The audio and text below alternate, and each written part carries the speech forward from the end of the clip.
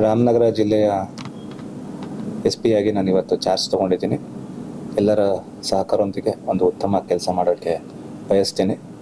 ಎಲ್ಲರ ಸಹಕಾರನೂ ಅಪೇಕ್ಷಿಸಿದ್ದೀನಿ, ಅದು ಸಿಗುತ್ತೆ ಅಂತಲೂ ಗೊತ್ತಿದೆ. ಒಂದು ಒಳ್ಳೆ ಜಿಲ್ಲೆ ಇದು.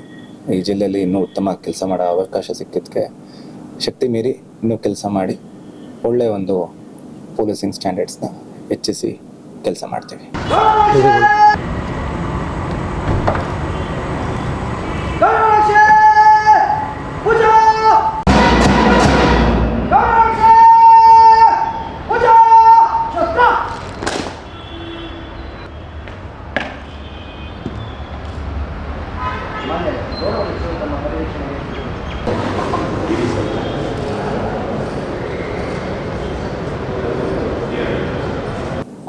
ಆ್ಯಸ್ ನಾನು ಹೇಳ್ದಂಗೆ ಅವರಿಂದ ನಾವು ಒಳ್ಳೆ ಸಹಕಾರವನ್ನು ನಿರೀಕ್ಷಿಸ್ತೀವಿ ಮತ್ತು ಅವರ ಕುಂದುಕೊರತೆಗಳೇನಿದೆ ಅದಕ್ಕೆಲ್ಲ ನಾವು ಸ್ಪಂದಿಸ್ತೀವಿ.